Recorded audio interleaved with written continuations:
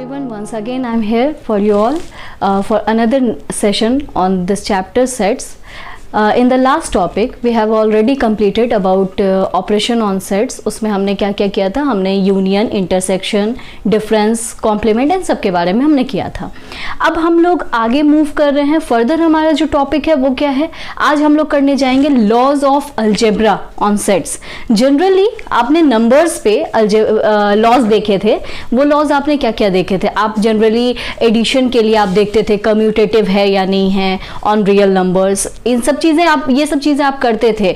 या फिर एसोसिएटिव है या नहीं, डिस्ट्रीब्यूटिव है या नहीं, तो डिस्ट्रीब्यूटिव लॉ क्या होता है, ये सारी चीजें आप नंबर्स पे देखते थे. पर अब हम वही लॉज को सेट्स पे देखने जा रहे हैं. तो सेट्स पे क्या क्या लॉज होते हैं, तो सबसे पहला हमारा लॉ आता है आइडेम्पोटेंट लॉ. ये आइडेम्पोटेंट लॉ क्या कहता है कि जब किसी एक सेट को उसी सेट के साथ ऑपरेट करते हैं, सेम सेट के साथ, अब डिपेंड करता है वो रिजल्ट जो आएगा, वो चीज डिपेंड करता है कि हम क्या ऑपरेशन अप्लाई कर रहे हैं. तो यहां पर इस केस में आज जो हम लोग लॉज जो हम पढ़ रहे हैं, वो लॉज हम सिर्फ यूनियन और इंटरसेक्शन के लिए फिलहाल देख रहे हैं. ठीक है, तो सबसे पहली चीज जो है आइडेम्पोटेंट लॉ, उसमें हमने क्या देखा कि हम यूनियन जब ले रहे हैं, यहां पर आप क्या देख रहे हैं कि सेट ए है, set A is another any set, sorry, set A is any set. तो कोई भी आप सेट ले रहे हैं एंड दैट सेट अगर आप उसका यूनियन उसी सेम सेट से लेते हैं तो रिजल्ट आपको सेम मिलता है. वही सेकंड में हम कह रहे हैं कि if we are taking intersection of two same sets, तो आपको रिजल्ट भी उसका वही सेम सेट आता है. तो ये बहुत इजीली आपको क्लियर हो सकता है, बहुत ही इजीली. जैसे आप ए इक्वल टू कोई भी सेट लेते हैं, आप ए इक्वल टू 1 2 3 1 to 5 आपने ले लिया. इसका यूनियन अगर आप यूनियन 1 to 5 से ही लेते हैं तो जाहिर सी बात है आपने यूनियन किया हुआ है. लास्ट क्लास में हमने यूनियन किया था. यूनियन क्या होता है, उन दोनों में से सारी चीजें आ जाएंगी. तो 1 इन दोनों में है, 2 दोनों में है, 5 दोनों में, किसी में कोई एक्स्ट्रा है ही नहीं. तो जो चीजें आएंगी, रिजल्ट जो हमारा होगा, ए यूनियन ए कर रहे हैं हम यहां पर, रिजल्ट जो हमारा हो रहा है वो अगेन 1 to 5 ही आपको मिल रहा है, जो कि आपका सेट ए है. अगर अब ये तो हमने फर्स्ट वाला काम किया था. सेकंड, हम इन्हीं दोनों सेट के इंटरसेक्शन की बात करते, इन्हीं दोनों सेट के इंटरसेक्शन की बात करते, तो आप ये देखिए 1 to 5 एंड 1 to 5 का इंटरसेक्शन में हम क्या लेते थे, कॉमन एलिमेंट्स को. तो आप क्या देख रहे हैं, या तो सारे ही एलिमेंट्स कॉमन है, तो रिजल्ट आपको क्या मिलेगा, यही 1 to 5. तो आइडेम्पोटेंट लॉ को समझना कोई ज्यादा मुश्किल बात नहीं है. नेक्स्ट हमारा आता क्या है, नेक्स्ट हमारा आता है कम्यूटेटिव लॉ. तो कम्यूटेटिव लॉ आप क्या देखते थे, चलिए हम लोग पहुंचते हैं एडिशन में, एडिशन ऑफ नेचुरल नंबर्स, उसमें करते हैं. तो नेचुरल नंबर्स में कम्यूटेटिविटी आप क्या देखते थे, आप कहते थे कि a plus B is equal to, अगर b प्लस a हो जाए तो ये कम्यूटेटिव है, ये कहते थे हम. लेकिन ये बात एडिशन सब्ट्रैक्शन में नहीं कर रहे हैं, हम सेट्स के ऑपरेशन की बात कर रहे हैं. तो हम यूनियन और इंटरसेक्शन की बात कर रहे हैं. तो हम क्या कहते हैं कि दो सेट्स का यूनियन जो होता है वो कम्यूटेटिव होता है. किसी भी दो डिफरेंट सेट का यूनियन क्या होता है, कम्यूटेटिव होता है. तो कम्यूटेटिव होने का मतलब क्या है कि अगर आप A और A का यूनियन B से लें या B का यूनियन A से लें, तो कोई भी दो डिफरेंट सेट ले लेते हैं, A equal to 1 2, B equal to 1 2 1 3 suppose. ठीक है, आप अगर A यूनियन B लेते हैं तो हमें क्या पता है, हमें ये पता है कि A यूनियन B में वो एलिमेंट्स होंगे जो A में भी हैं, जो B में भी हैं, और या फिर जो दोनों में ही हैं. तो आपके पास आ रहा है 1 2 3. इसको ज्यादा एक्सप्लेन करने की जरूरत है नहीं अब हमें, क्योंकि हमने यूनियन बहुत कर लिया है. तो एक्सप्लेन करने की जरूरत नहीं है कि ये रिजल्ट क्यों आया. चलिए हम B यूनियन A लेते हैं. तो B यूनियन A आप देखेंगे 1 3 2. तो आप क्या बता सकते हैं, 1 2 3 या 1 3 2 दोनों डिफरेंट है, नहीं है। क्यों? इक्वल सेट्स है ना, इक्वल सेट्स की डेफिनेशन हमने क्या देखी थी, दोनों में सेम एलिमेंट्स होने चाहिए, 1 इसमें भी है, 1 इसमें भी है, 2 इसमें भी है, 2 इसमें भी है, 3 यहां पे भी हम देख रहे हैं, 3 यहां पे भी देख रहे हैं। तो these two are sorry union of the set is commutative. ठीक है, नेक्स्ट हम देखते हैं इंटरसेक्शन। इंटरसेक्शन की बात करते हैं, सपोज यही हम 1 2 सॉरी ए बी हम यही ले लेते हैं और इनके इंटरसेक्शन की बात करते हैं। तो if we are taking A intersection B, what we have just 1, since 1 is common in both A and B ना, तो हमारा A intersection B क्या आ रहा है, 1 आ रहा है। If we are taking B intersection A, again B and A में क्या कॉमन है, तो आप क्या देखेंगे, just 1 is common in between A and B, that's why B intersection A is again 1। So आप यहां पर रिजल्ट देख सकते हैं कि A intersection B is equal to B intersection A। बहुत सिंपल सा था हमारा कम्यूटेटिव। कम्यूटेटिव समझने के लिए कोई मुश्किल नहीं हुई हमारी। एसोसिएटिव देखते हैं। अगेन एसोसिएटिव आप याद कीजिए कि आप एडिशन में एसोसिएटिविटी कैसे करते थे, A plus B plus C is equal to A plus B plus C, वही करते थे ना। यहां पर हमारे पास जो है, यहां पर एडिशन नहीं है, यहां हमारा ऑपरेशन है यूनियन या फिर इंटरसेक्शन। तो यहां पर हम एडिशन नहीं ले रहे हैं, और ऑफ कोर्स जब हम सेट की बात करते हैं तो हम स्मॉल लेटर से रिप्रेजेंट नहीं करते हैं, हम लोग कैपिटल लेटर से रिप्रेजेंट करते हैं, दैट्स वाई हमने कैपिटल लेटर हर जगह यूज कर रहे हैं। खैर, यहां हमारा है A union B union C, means if we are taking union of A with the union of other two sets, that is equal to union of AB union C। अब इसको भी हम जरा, चलिए इसको हम एग्जाम्पल भी देख सकते हैं, साथ साथ आपको यह भी क्वेश्चन किया जा सकता है कि आप इसे प्रूफ करके दिखाइए। और जब भी बात हमारी प्रूफ की आती है कि आपको प्रूफ करके दिखाना है कि ये लॉ इक्वल है या नहीं है, इस लॉ को आपको प्रूफ करना है, तो प्रूफ करने के लिए आपको क्या होता है, आपको आर्बिट्रेरी एलिमेंट लेकर चलना होता है। तो आर्बिट्रेरी एलिमेंट हम लेकर चलेंगे। अब आप ये देखें, किसी भी दो सेट्स को इक्वल प्रूफ करना है।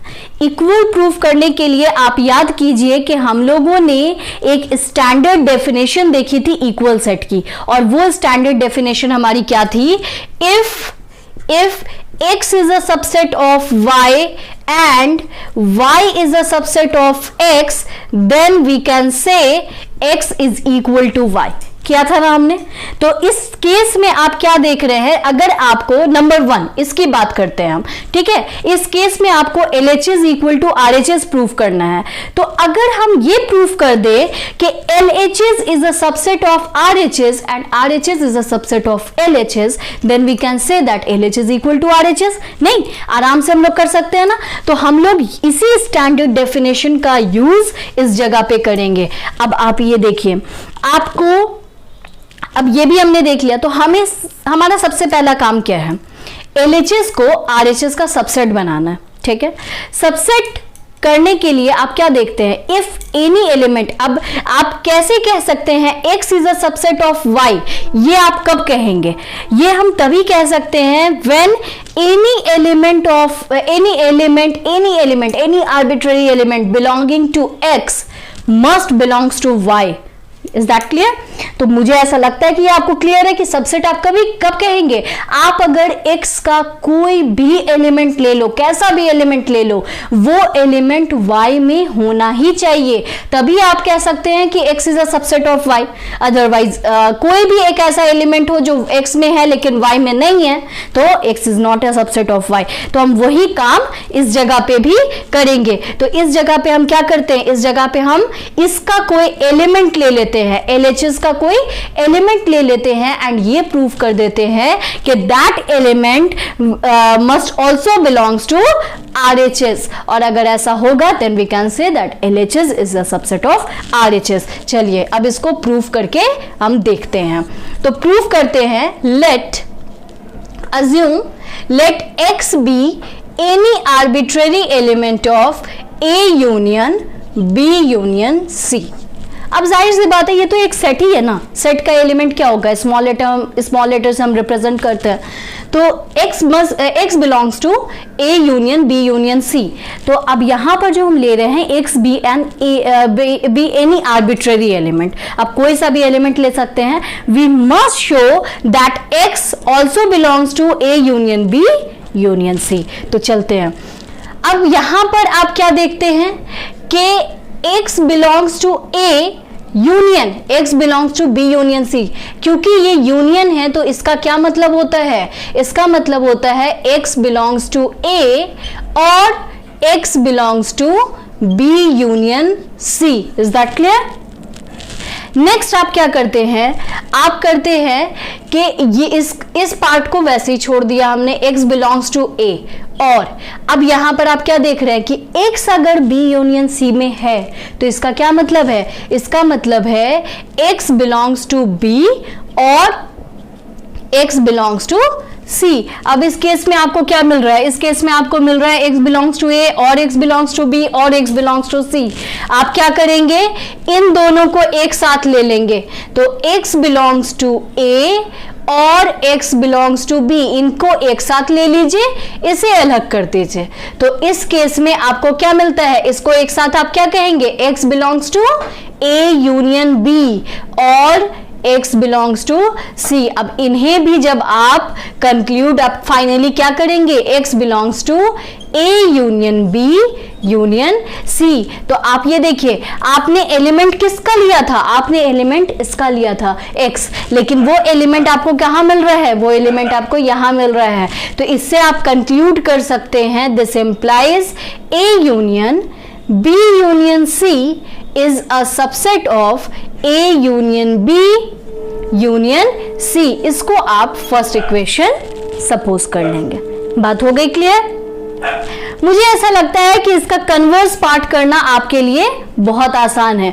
फिलहाल मैं एक करके दिखा देती हूँ, इंटरसेक्शन वाला करना आपका काम है, तो कन्वर्स पार्ट भी दिखा देती हूँ। अगेन लेट, अब आपको क्या करना है, आपको you have to take any arbitrary element of RHS and show that element must belongs to LHS। तो आप ले रहे हैं y be any arbitrary element of RHS। RHS is what, A union B union C। तो इसमें again same condition जो हम ऊपर से करते आ रहे थे, बहुत इजी सा है। इसका क्या मतलब हो गया, y belongs to A union B और y belongs to C। This means what, y belongs to A और y belongs to B और y belongs to C। आप इन दोनों को एक साथ अगर ले लीजिए तो आपको क्या मिलेगा, y belongs to A और y belongs to B union C। This implies, अब एक साथ कंक्लूड करेंगे तो y belongs to A union B union C। तो आप यहां क्या देख रहे हैं, y is an element of this one ना, लेकिन आपको कंक्लूड करने पर क्या मिल रहा है, y is an element of this one। This means what, A union B, this means what, A union B union C is a subset of A union B union C। ये हो गया equation 2। अब आप 1 और 2 को बड़े ध्यान से देखिए और आप क्या देख रहे हैं, suppose this one is x is a subset of y and y is a subset of x। तो क्या कंक्लूड हुआ, x is equal to y ना, तो from equation 1 and 2 we conclude this one. Clear है आप लोगों को? मुझे लगता है कि ये बहुत आसान था, कुछ भी नहीं करना था आपको। ये कभी कभी क्वेश्चन में आपसे पूछा जा सकता है कि आप एसोसिएटिव लॉ को प्रूव करके दिखाइए। तो जब भी प्रूफ की बात आती है तो वहां पर आपको एक आर्बिट्ररी एलिमेंट लेना है, और क्योंकि इक्वल सेट्स की बात कर रहे हैं, इक्वल सेट को प्रूव करने का तरीका ही यही है कि we show that we have to show that LHS is a subset of RHS, RHS is a subset of LHS, और उससे आपको दोनों सेट इक्वल आपको प्रूफ हो जाएंगे।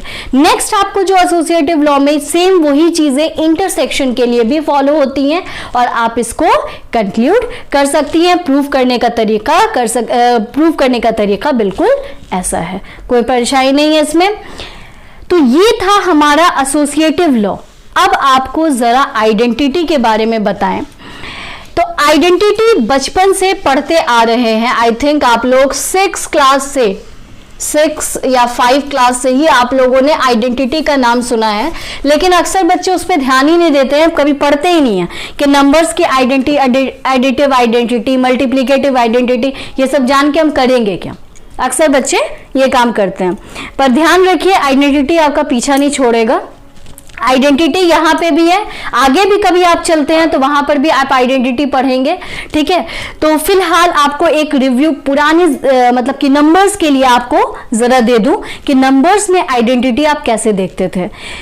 आइडेंटिटी क्या होता है, जब किसी नंबर x को, सपोज हमने जो ऑपरेशन लिया है वो एडिशन के लिए लिया है, तो जब किसी नंबर x को एक ऐसे नंबर के साथ ऑपरेट करना है कि आपका रिजल्ट x हो।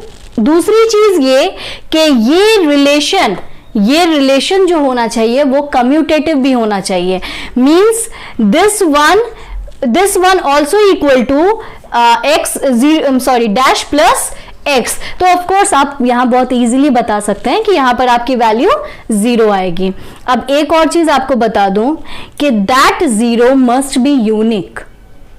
ये जो आपकी आइडेंटिटी आप तभी कहेंगे जब ये यूनिक हो। यूनिक होने का मतलब क्या है कि ये किसी भी नंबर के लिए आइडेंटिटी आपको 0 ही मिलनी चाहिए। अगर आपको किसी 2 डिफरेंट नंबर के लिए अलग अलग आइडेंटिटी मिल जाती है, मतलब अलग अलग ये ऐसी वैल्यू अलग मिल जाती है, तो उसको हम आइडेंटिटी कहेंगे ही नहीं। अब यही चीज अगर मैं आपसे पूछूं x minus dash equal to x, तो आप कहेंगे कि 0, आप कहेंगे 0, लेकिन 0 is not the identity here. Why? Because this is not commutative। आप जब 0 माइनस एक्स करते हैं तो आपको क्या मिलता है, आपको मिलता है minus x. Since this is not commutative, that's why 0 is not the subtractive identity, लेकिन 0 is the additive identity। अब एक और चीज आपको बता दूं, 0 ये एडिटिव आइडेंटिटी जो होती है नेचुरल नंबर की होती ही नहीं है। क्यों? क्योंकि नेचुरल नंबर के लिए भी, suppose x be any natural number, आपको आइडेंटिटी के लिए तो 0 लेना होगा ना, लेकिन 0 does not belongs to natural number. तो ये जो नंबर हम लेते हैं ये भी उसी सेट में लेना है जहां पर हम बात कर रहे हैं। तो अगर हम नेचुरल नंबर की बात करते हैं तो this is not the identity. Natural number में एडिटिव आइडेंटिटी आपको मिलती ही नहीं है। अगर हम नंबर्स में चले जाएं तो बहुत लंबा चक्कर चलेगा। तो फिलहाल आपको बस एक रिव्यू दे दिया हमने कि आइडेंटिटी क्या होती है, लेकिन अब हम लोग यही आइडेंटिटी यूनियन और इंटरसेक्शन में करते हैं, ठीक है। चलिए यूनियन की बात करते हैं पहले। तो यूनियन में आप क्या देख रहे हैं, यूनियन में आइडेंटिटी क्या होती है, एक का जो यूनियन लेना है ऐसे सेट के साथ लेना है कि आपको रिजल्ट ए मिलना चाहिए और ये कम्यूटेटिव भी होना चाहिए। तो खैर आप कुछ भी यहां पर लेते हैं तो वो तो कम्यूटेटिव हो ही जाएगा। अच्छा, अब बात है हमने यहां पर लिया है 5, पर आप कह सकते हैं कि मैम हम तो ए यूनियन ए लेंगे तो भी ए ही होगा। अभी अभी हमने आइडेंपोटेंट लॉ कहा, तो ए को भी हम आइडेंटिटी ले सकते हैं, लेकिन नहीं, हमने अभी अभी क्या कहा था कि identity must be unique. Unique यानी कि वो हर एक सेट के लिए एक ही जैसा हो सकता है। अब आप देखिए, अगर हम इस ए को आइडेंटिटी सपोज कर लेते हैं, आप अगर ए को लेती हैं 1 2, तो उसके लिए आइडेंटिटी 1 2 आप कहेंगे। अगर आप इस ए सेट को कुछ और चेंज कर देते हैं, ए बी, आइडेंटिटी चेंज हो गया ना। तो आइडेंटिटी कभी भी चेंज नहीं होना चाहिए, आइडेंटिटी यूनिक होनी चाहिए। दूसरी चीज और, आप इस ए का सबसेट भी ले सकते हैं तो भी आपको यूनियन ए ही मिल जाएगा। Suppose B is what, B is 1, और अब इन दोनों का यूनियन लेने पे आपको क्या मिल रहा है, आपको ए ही मिल रहा है। तो आप कह सकते हैं कि बी इज द आइडेंटिटी, नहीं, क्योंकि हर एक सेट के लिए फिर उसका सबसेट भी चेंज हो जाएगा। बट अगर हम 5 की बात करें, अगर हम इस नल सेट की बात करते हैं तो ये नल सेट क्या हो जाता है, ये नल सेट हर एक सेट के लिए यूनिक होता है। किसी भी सेट का यूनियन हम नल सेट से अगर लेंगे तो हमें वही सेट मिल जाता है। तो that's why null set is the identity for the operation. This one means for union of sets. Union के लिए जो आइडेंटिटी है that is only null set. I think this is clear. Next हमने लिया है इंटरसेक्शन, ठीक है, intersection. और यहां पर हम इंटरसेक्शन के लिए आइडेंटिटी ले रहे हैं यूनिवर्सल सेट। अब आपको ये कंफ्यूजन हो सकता है, अभी अभी ऊपर हमने कहा कि आइडेंटिटी मस्ट बी यूनिक, और आप कहेंगे मैम यूनिवर्सल सेट तो कुछ भी ले सकते हैं। तो यूनिवर्सल सेट कुछ भी ले सकते हैं, इसका मतलब यूनिवर्सल सेट आपको ऐसा लेना है जिसमें हर कुछ समा जाए, यूनिवर्स उसके अंदर आ जाए। जितनी चीजें हैं, जो भी चीजें हैं, आप जो भी इमेजिन कर रही हैं, फॉर एग्जांपल एक सेट आप लेते हैं, एक ए सेट आपने स्टार और प्लैनेट आपने ले लिया, स्टार प्लैनेट एक सेट ले लिया आपने, और आप कहते हैं कि इसका इंटरसेक्शन लेना है, मतलब इसके लिए आइडेंटिटी लेनी है। तो आइडेंटिटी लेनी है तो आप जो यूनिवर्सल सेट ले लें, आप पूरा यूनिवर्स ले लीजिए ना, पूरा ही यूनिवर्स ले लीजिए।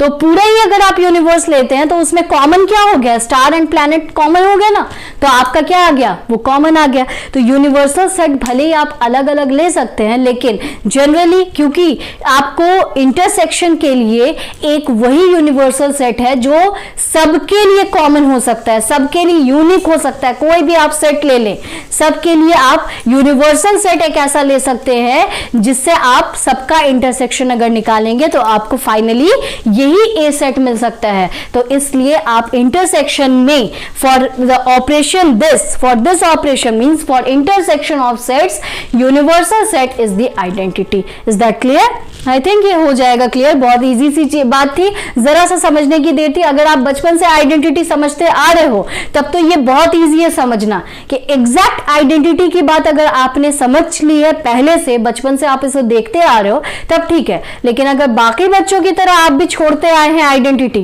तो यहां पर पहले आप थोड़ा रिव्यू कीजिए पीछे की क्लास में जाके। Simple natural numbers, whole numbers, integers, उनके डिफरेंट ऑपरेशंस के लिए आइडेंटिटी फाइंड करके देखिए, और उसके बाद आपको यहां भी समझ में आ जाएगा कि ये आइडेंटिटी क्या है। लेकिन मुझे ऐसा लगता है यहां से आपको बिल्कुल क्लियर हो गया होगा जो हमने अभी समझाया।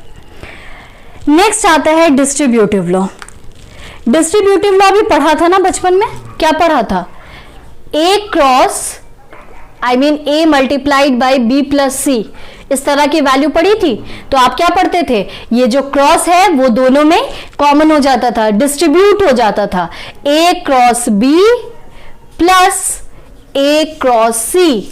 अब आप अगर यहां पर इस चीज को बहुत ध्यान से अगर देख रहे होंगे तो हमने यहां भी वही काम किया। हमने क्या किया है, ए यूनियन लिया है एंड बी इंटरसेक्शन सी। तो ये यूनियन जो है वो बी और सी में डिस्ट्रीब्यूट हो गया है और उन दोनों के बीच इंटरसेक्शन आया है। हम ये काम कर रहे हैं। तो जैसे हमने थर्ड नंबर पे एसोसिएटिव लॉ को हमने प्रूव किया था, बस उसी तरीके से हमें डिस्ट्रीब्यूटिव लॉ को भी प्रूव करना है। तो डिस्ट्रीब्यूटिव लॉ को एक मैं करके दिखाती हूँ, दूसरा करना आपका काम है। चलिए फर्स्ट नंबर अगर हम करके दिखाते हैं, again same thing, LHS is a subset of RHS। उसके लिए आपको LHS का कोई एक मेंबर लेना पड़ेगा। तो late X be any arbitrary element of A union B intersection C। तो इससे आप क्या कहते हैं, अब क्योंकि ये यूनियन है तो आप कहेंगे X बिलोंग्स टू A और X belongs to B intersection C।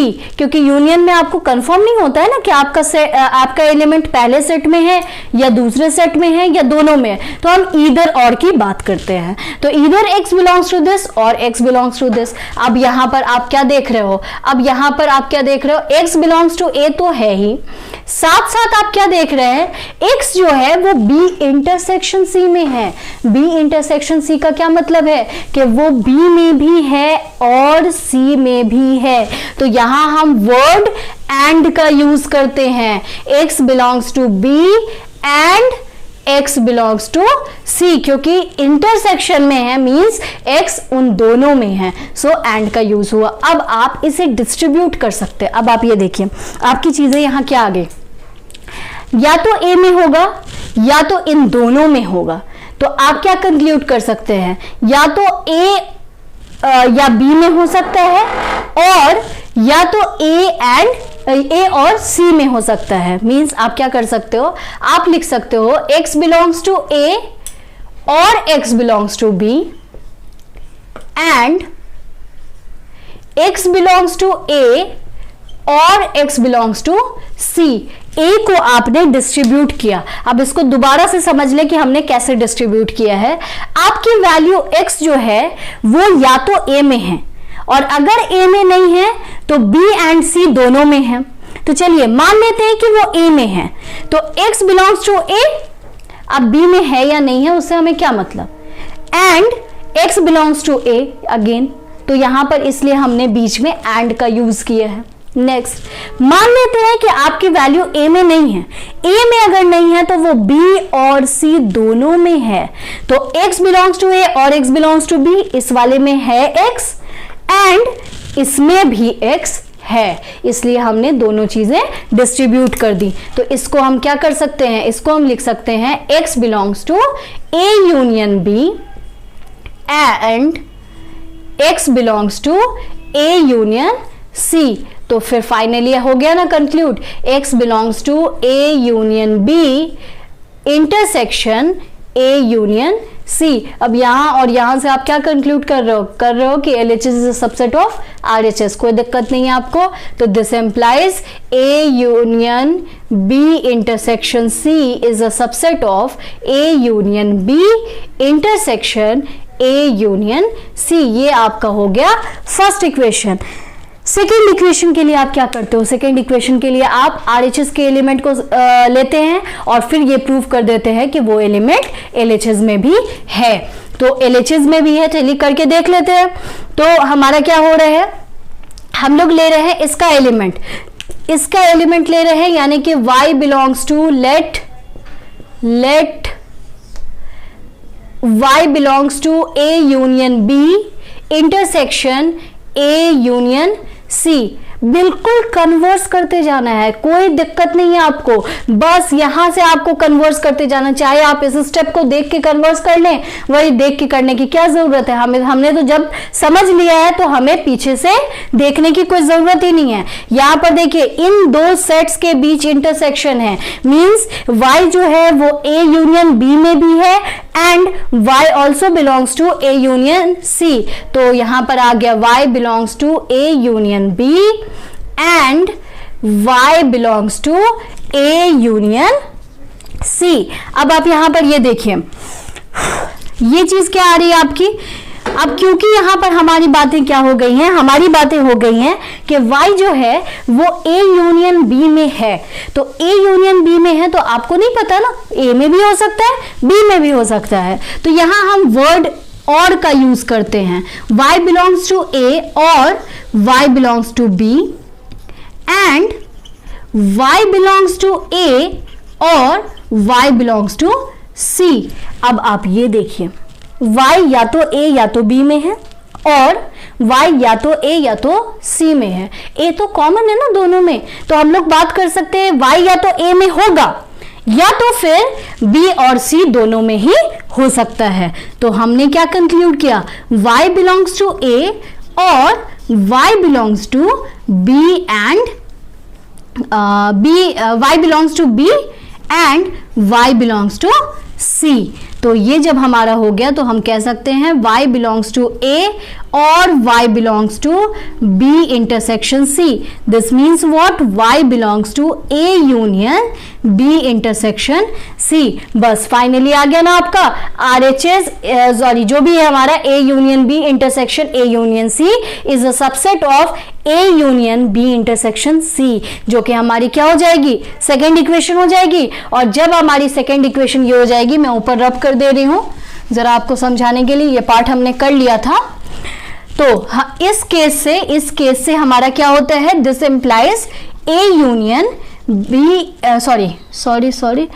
union B intersection A union C is a subset of this one, A union B intersection C, second equation.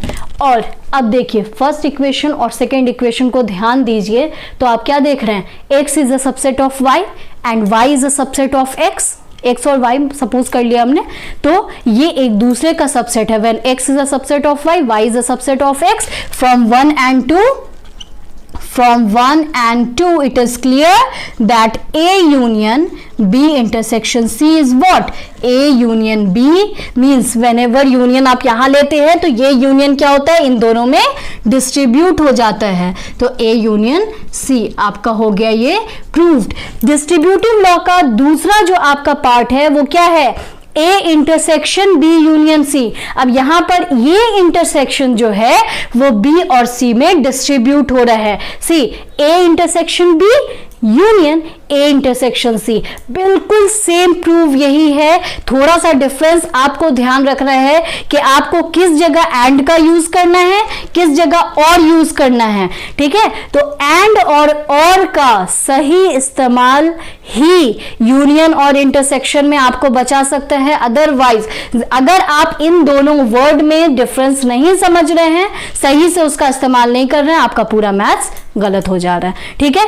अगर आपके पास यूनियन है means you have to use or, if you have intersection means you have to use what, and का इस्तेमाल करेंगे। तो बस ये हमारा था क्या, डिस्ट्रीब्यूटिव लॉ।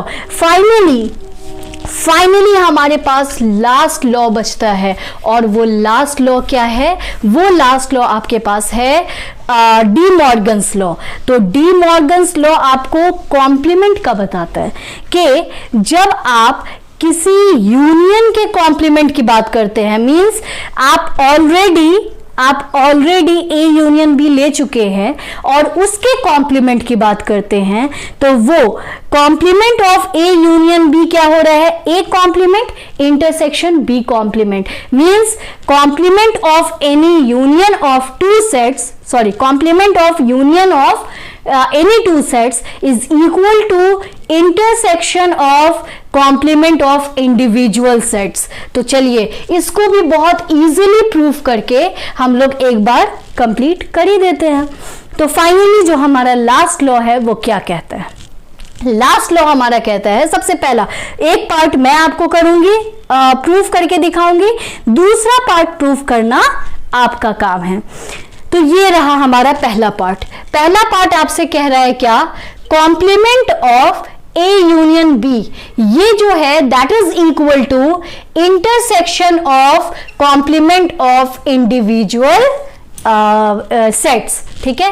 इन दोनों सेट्स के कॉम्प्लीमेंट का इंटरसेक्शन हो जाता है। अगेन प्रूफ करने का सेम तरीका है जो आप हमेशा से करते आ रहे हो, वही x is a subset of y, y is a subset of x। तो हम एलिमेंट लेंगे इसका, ठीक है। तो लेट चलिए यहां से शुरू किया जाए, ठीक है। Let x be any arbitrary element of complement of A union B. अब आप ध्यान दीजिए, x जो है वो a यूनियन b का क्या कहते हैं कि कॉम्प्लीमेंट का एलिमेंट है।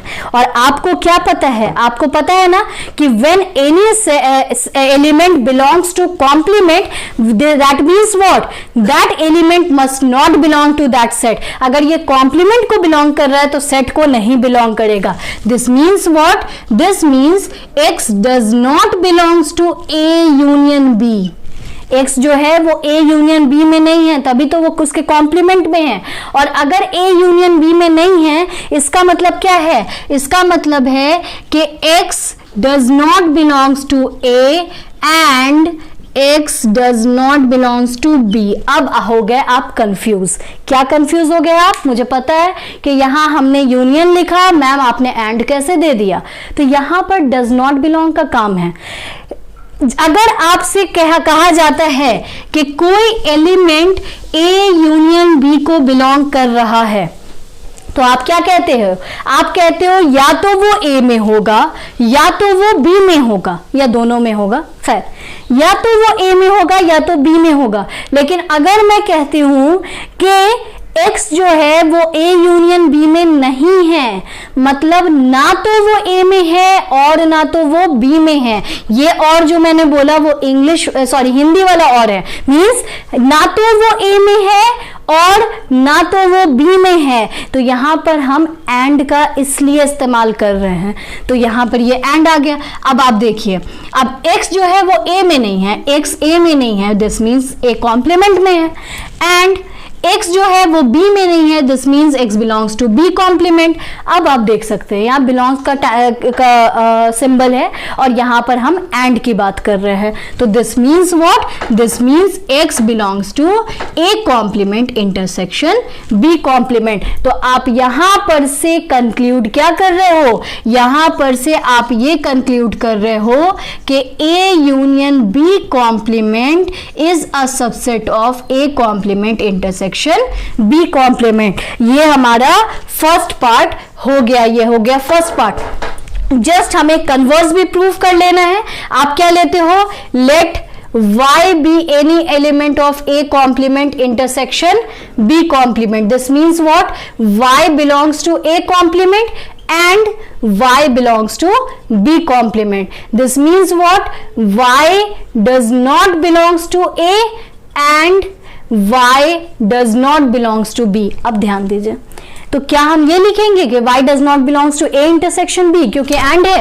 नहीं, एंड है तो हम A इंटरसेक्शन यहां पर नहीं करेंगे। क्यों? ये क्या कहने का मतलब है, y ना तो A में है ना तो वो B में है, ठीक है, A में भी नहीं है B में भी नहीं है, तो वो तो ठीक है क्योंकि वो इंटरसेक्शन में भी नहीं होगा, ठीक है।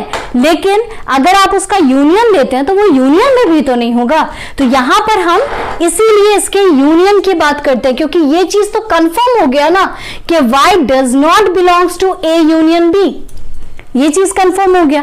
तो A यूनियन B में नहीं है, इसका मतलब कि इसके कॉम्प्लीमेंट में है। तो complement of A union B, again we conclude that A complement intersection B complement is a subset of A union B whole complement. Second equation, from equation 1 and 2 we conclude, from 1 and 2 we conclude complement of A union B is equal to A complement intersection B complement। ये आपका क्या कहलाता है, ये आपका कहलाता है de Morgan's law. दूसरा लॉ जस्ट ऑपोजिट है। आप देखिए complement of intersection of A B ले रहे हैं ना, तो that is equal to union of complement of individual sets, just opposite हो जाता है। तो बस जिस तरह से हमने फर्स्ट पार्ट को प्रूव किया वही हमारा था सेकंड पार्ट।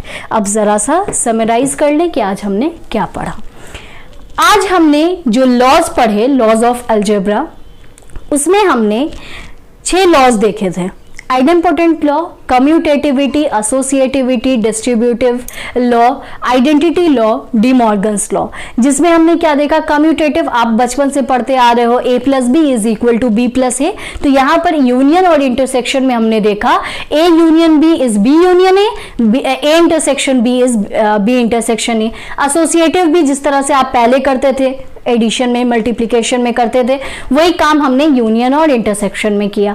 डिस्ट्रीब्यूटिव में हमने क्या देखा, आप वहां पर भी पहले भी आप क्या करते थे, आप 2 डिफरेंट ऑपरेशन यूज करते थे ना, एक मल्टीप्लिकेशन सपोज ले लिया, दूसरा एडिशन ले लिया, और आप क्या देखते थे कि जो सिंबल ब्रैकेट से बाहर है वो क्या होता था, डिस्ट्रीब्यूट हो जाता था। तो वही काम हम यहां पर कर रहे हैं कि 2 डिफरेंट ऑपरेशन ले रहे हैं और एक ऑपरेशन क्या हो रहा है, दोनों जगह डिस्ट्रीब्यूट हो रहा है। तो ये डिस्ट्रीब्यूटिव लॉ था। आइडेम्पोटेंट लॉ में हमने क्या देखा था, जो सबसे स्टार्टिंग में हमने किया कि 2 सेम सेट है, उनका यूनियन ले रहे हैं, आपको वही सेट मिल जा रहा है, उनका इंटरसेक्शन ले रहे हैं, आपको वही सेट मिल जा रहा है। एंड फाइनली एक और आइडेंटिटी है। आइडेंटिटी में हमने क्या देखा कि identity for union of set is what, null set, while identity for the intersection of 2 set is universal set. ये 2 चीजें आपने देख ली। एंड फाइनली आपने डी मॉर्गन्स लॉ पढ़ा, जो आपको कॉम्प्लीमेंट के रिलेशन के बारे में बताता है और ये रिलेशन यहाँ पर लिखा हुआ है। आपका काम है इससे रिलेटेड बहुत सारे क्वेश्चंस को ट्राई करना, बहुत सारी चीजें देखना। जब आप इससे रिलेटेड, अच्छा यहाँ पर हमने कुछ लॉस को प्रूव भी किया, बट इसके अलावा बहुत सारे प्रूफ हैं जो कि आपको दूसरे भी ऑपरेशन में दिखेगा। लाइक आपको बहुत जगह क्वेश्चंस में डिफरेंस ऑफ सेट्स भी मिलेंगे, डिफरेंस, यूनियन, इन सबको मिला दिया गया होगा, कहीं पर इंटरसेक्शन को मिलाया गया होगा। तो आपका काम है उन सब क्वेश्चंस को ट्राई करना। ट्राई कीजिए, जितना क्वेश्चन करेंगे वो उतना अच्छा आपका होता जाएगा। तो ये हमारे आज की फाइनल क्लास थी। नेक्स्ट टॉपिक में आपको कुछ रिजल्ट्स इनसे रिलेटेड बता देंगे, तो उन रिजल्ट्स को और कुछ ऑपरेशंस करेंगे, एप्लीकेशन जो हो रहा है सेट का, डेली यूज में कहां पर हम अप्लाई कर रहे हैं सेट को, तो उनसे रिलेटेड कुछ क्वेश्चंस करेंगे। ये हमारा नेक्स्ट क्लास होगा। Thank you everyone.